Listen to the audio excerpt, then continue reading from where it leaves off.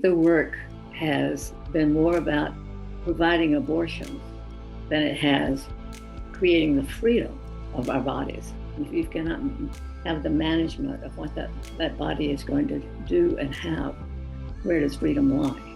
Feminist organizing has been narrow, it's been siloed. You can't build movement with groups in competition with each other. We have to be in coalition together if, in fact, we're going to make change.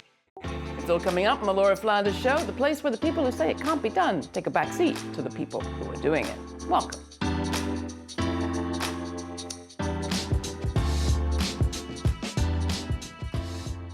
In 2022, the U.S. Supreme Court could overturn the landmark decision legalizing a woman's right to have an abortion called Roe v. Wade. In so doing, the court would be imperiling all women's freedoms and creating a new pipeline to prison for the vulnerable, just as the world is learning how counterproductive most incarceration solutions are. Today's guests argue that things could have been very different if the white-dominated so-called choice movement had paid closer attention always to all women's choices, or lack thereof, or if the anti-violence movement had rejected criminalization and incarceration as a solution to the violence in women's lives. Things could have been different, our guests argue, if a different part of the U.S. women's movement had received more attention. Attention it's just now beginning to get. There's always been such a movement, they argue, because they were there. Today we talk to Black abolitionist feminist Beth Richie and queer Southern feminist Suzanne Pharr. They have worked together for abolition, feminism, and systemic change for 40 years. What have they learned? What is their message for us now when so much hangs in the balance? Beth Richie is the head of the Department of Criminology, Law, and Justice and professor of Black Studies at the University of Illinois, Chicago, and co-author with Angela Davis, Gina Dent, and Erica Miners of Abolition Feminism Now, which is just out this week from Haymarket Books. Suzanne Pharr, longtime Southern organizer and coach of generations of movements, has just released this fall her own critically important book called Transformation Toward a People's Democracy, which is out from Virginia Tech Publishing and available for free for all as a download. Beth, Suzanne, welcome to the show. I couldn't be happier to be bringing you to this audience.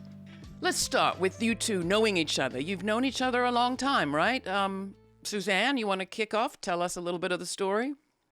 I think we've known each other almost 40 years, which is a wonderful gift to have a movement friend and a beloved good friend as well. And I think that's what movement gives us.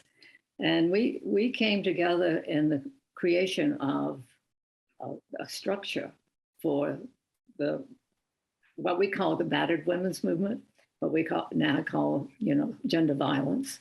An effort to end gender violence. And one of the things we were discovering was how much violence there was against women. And what we also were discovering, something that we knew in our bones, but I don't think that we had fully recognized, was that male authoritarianism was part of the whole structure around racism, gender violence, economic exploitation, and began to realize that this had to be confronted. The other thing that was rising during that time was radical Black feminists. And so these enormous numbers of pieces of information were coming forward at that time. So then I meet Beth. Right? Suzanne and I were at a meeting on different sides of the room. And, looking at us and hearing our biographies, we came from really different places, quite literally and biographically, in terms of geography, in terms of age, race, so many differences between us. And there, at least I felt, Suzanne, like a kind of immediate connection, not around those things that were so different, but around a shared political commitment to bringing together feminism, a commitment to ending gender-based violence, and appreciation for even a lifting up of Black radical feminism. I think we're coming back to that place, that space where Suzanne and I met each other. I think we realized that a lot of what has happened in terms of feminist organizing has been narrow, it's been siloed, it's been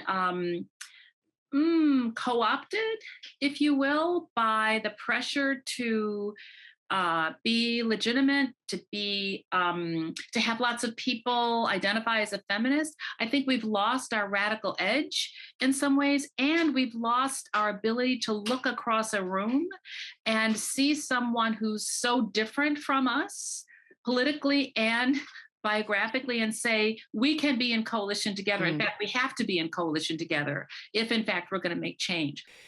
You, Suzanne, talk about work that is domesticating versus work that is liberating. So do you think our movement to protect, or organizational work to protect Roe versus Wade, reproductive rights per se, has been domesticated in that sense, Suzanne?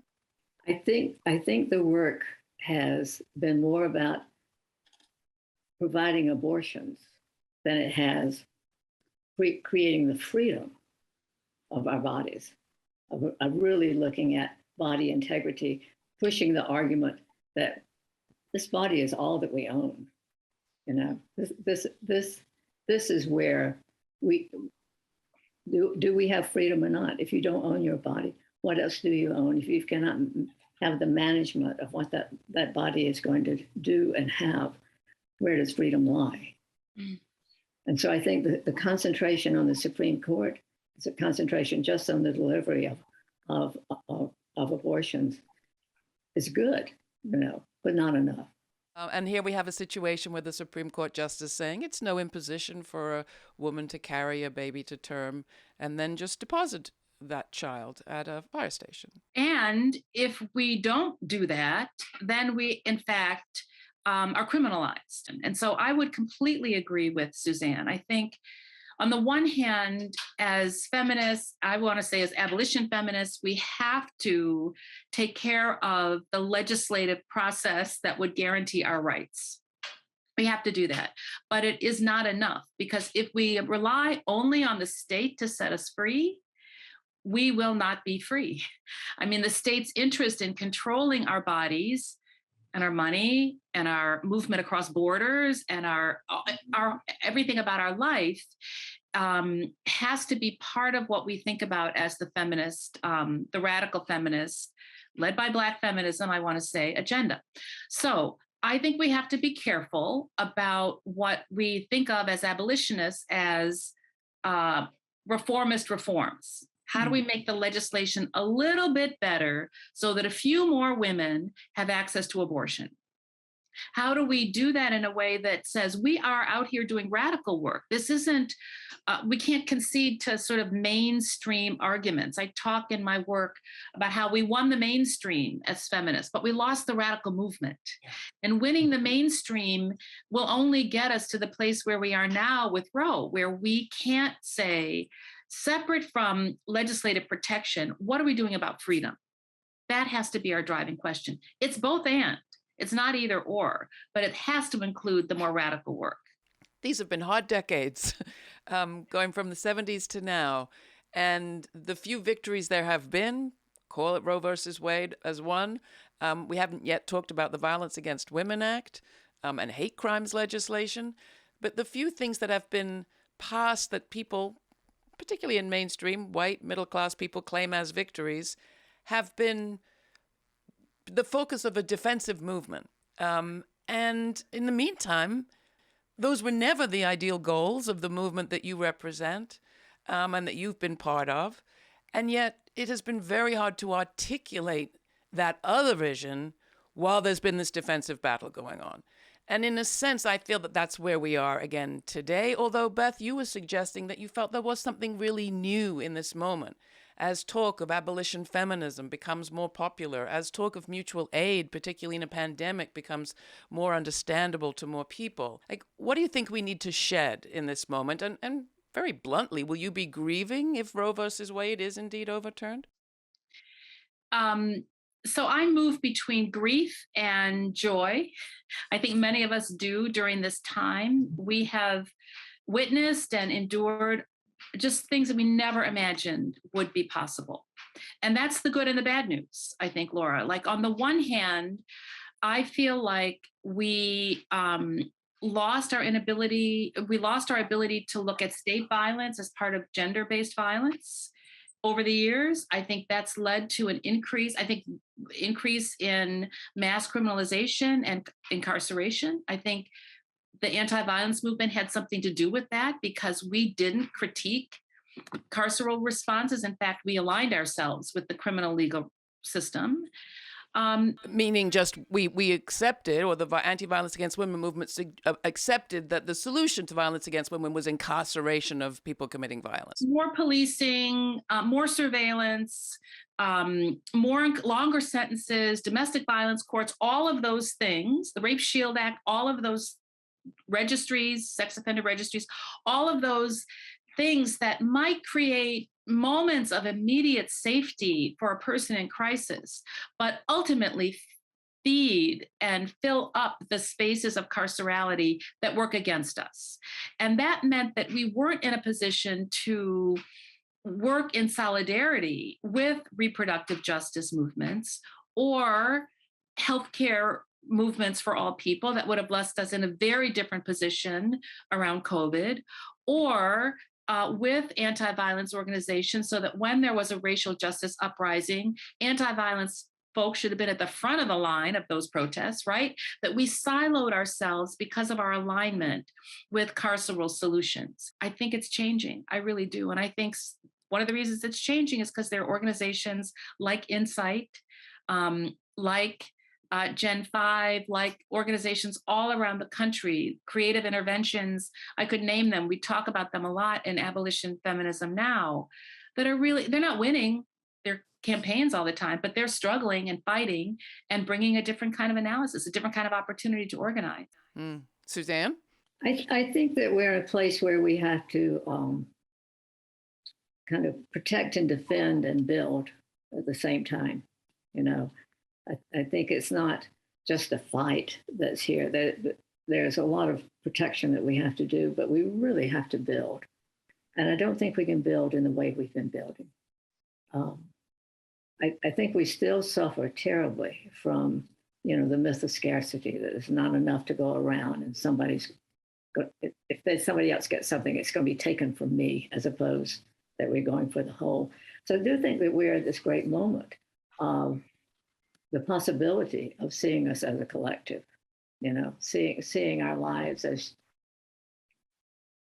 terribly linked to each other. For example, in COVID, this idea that I may not have it, but I could carry it to you, that interconnectedness of that we ask people to see. But I think we're going to have to shed a lot. And a lot of that is going to have to be in the realm of competition. Mm-hmm. I think you can't build movement with groups in competition with each other. And that's one of the another things that the whole nonprofit industry brought us, is competing for money. And then you make your work compete with each other. So you got two levels of competition there that make you not join together to make something larger. We're at the point that we have to join together or die, and not just because of COVID. But and how do we make those alternatives, and why was the Arkansas Women's Project historic? Well, that sets me up to say, oh, we had the answers, but that's not quite true. But I think it was historic because, one, and starting in 1981, that we were determined that we would work on against sexism, against racism, and economic exploitation, and we would always combine those three. Particularly that we would never talk about one without talking about the other. So we wouldn't take just a narrow approach, and that we would be a multiracial organization in Arkansas. And it was unique for here, but it was certainly unique also for the elsewhere in the country. And we focused on people on the ground, you know, and bringing in all of the people into this group to have a place, to have a home, and to be working on the problems that they named. I can't tell you, it was a learning school for us. But coming out of that, there were two things happening. One, the right wing was rising and becoming more and more visible in Arkansas. And so we were monitoring that. We connected ourselves with the Center for Democratic Renewal in Atlanta, and we were monitoring the Klan, exposing not just the Klan, Posse Comitatus, the skinheads, the Covenant Sword, Arm of the Lord, and exposing them to the public, and also trying to protest against them. So that was happening on one hand. On the other hand, we were seeing violence against all kinds of people. So we thought, well, it's not just the far right. It's the racial violence. It's the violence against women, violence against queers, violence against religious minorities. So we said, well, we should be monitoring them. Why don't we just deal with the far right? That's not the biggest issue. Everyday lives, those are the biggest issue. And so when we monitored those, suddenly we realized we set up little groups around the country, the whole state. So they sent us newspaper clippings of what the violence was. And we didn't accept any information except clippings because we knew that people wouldn't believe us. That is the only way we knew to make it authentic. And so when we got those, we created a report. And what we found was far more women were experiencing violence. We couldn't even report it. And so we decided we'd report only the murders of women because they were so extreme. And we wrote a report where we gave every detail: her name, where she was killed, how she was killed, who killed her, whether the children were there, whether her body was abused, whether she had clothes up, all of those details. Then how it ended up. Did this person go to jail? Did they ever find the person? All of that. And then we gave it back to the public. And so people developed a tremendous consciousness of the kind of violence that women experience. And so I think the answer to your question is work on the ground. I think that will lead us through this. I really encourage people to check out the book, Transformation. And the download is available free because you have an important distinction that you made there in the area of hate crimes, to talk from the individual to the system, to the society that maintains the regimes of violence that we're really talking about. Whereas our media likes to talk about the individual at the end of that long chain. You've laid out so many of the pitfalls that we've fallen into, many of our organizations, and certainly I hear the failures of our media to do that job of connecting anyone to anyone. Beth, talk to those who say, okay, all this is very good and you're doing important grassroots work that will pay off in generations, but right now my hair is on fire because our rights to an abortion hang in the balance. We have an election coming up. We just need to vote for the least worst and the planet's on fire. I think for me, these feel like emergencies, but in fact, there's a long history both of how we got to where we are and resistance against those forces. And I think one thing we need to do is understand this is long-term struggle, even though there's a vote coming up, right? And we need to be able, therefore, to think of a long-term strategy and a short-term strategy. We need to try to win, and we need to put all of our best thinking and our best organizing toward winning whatever the campaign is. And we need to think long-term, how does this campaign fit within a broader agenda of creating the world we want to live in? Mm-hmm. That's the abolition piece. What is it that we want beyond fighting for rights or putting out fires? But what broader issues of change do we want to be involved in? And once we sort of give enough energy to both of those spaces, I think we need to recommit to on the ground, grassroots, local support like Suzanne described. I mean, yesterday's consciousness raising is today's mutual aid, in some ways. That's right. And it means that we have to find ways to put ourselves in the space of caring for each other. building communities. And I think, when people hear building communities, they think building in Black and brown communities where I mean, building communities everywhere. If one thing we've learned is that isolation can lock you down and sort of tear apart a fabric that you assumed was there, even if you didn't use it. So all people need to be reminded of how important communities are for our life and work to build ones that we want to really live in. You have said, and it is repeatedly said, that the definition or one of the sort of core credos of the abolition feminism movement is the belief that another world really is possible. We like to ask people on this program, what experience do you root that belief in? Suzanne? Well, I could say a number of things, but one is around queerness. To go from being a potential felon to having some freedom, not everything that one would want, but to see that shift can change, that you can move from some place in which you feel forced to be totally invisible in my lifetime to my age now, in my 80s, to see that there's space for people to breathe, who are queer, who are transgender, non-conforming. That to me is a line of possibility. Beth? I would say, two things. One is, for me, the kind of everyday abolition, the ways that people are keeping each other safe, the way that we have campaigns that women are coming out of prison when they were, sentenced to life for saving their own life. And they're coming out and they're being held by small groups of people, some formal and some informal, and saying, you're ours now. We got you. We're not going to let that happen again. We took care of your kids while you were there. Welcome home. And home is a different kind of place than the one you left, where you were so badly hurt, right? So I see small acts like that. I mean, that's not small, that's big, right? But they don't sort of appear like as abolition news, but we are taking care of each other. Yeah. We really are. And I see the campaigns against criminalized survivors as one example of that. All around the country, we're doing that.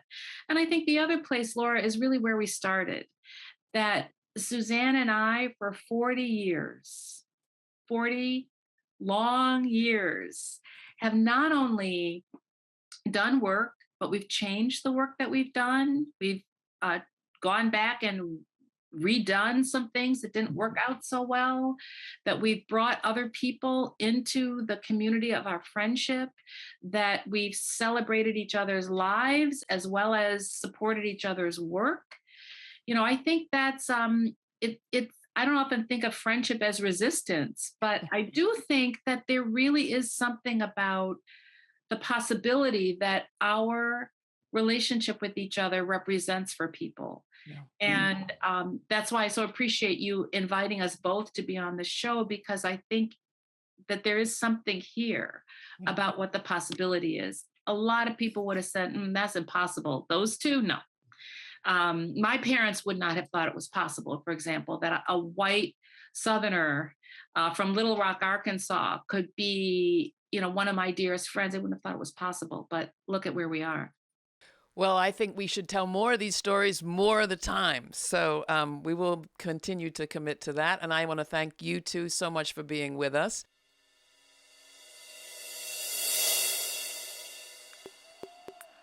How do some ideas get traction and others remain marginal on the sidelines?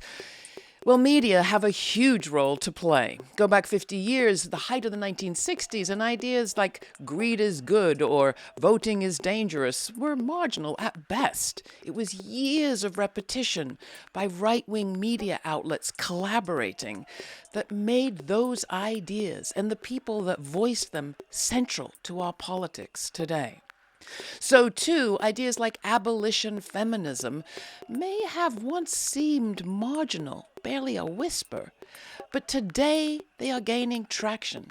And independent media like this program and public television and other non-commercial media outlets are a big part of why. Could things have been very different today? Absolutely. Could they be different still? Well, perhaps if we learn the lessons of collaboration. So in that spirit, I want to tell you that there's a full-length interview with Beth Richie, Gina Dent, Erica Miners, and Angela Davis about their new book right now on Democracy Now! And to remind you that the full uncut version of my conversation with Beth and Suzanne is available as a download, as a podcast from our website.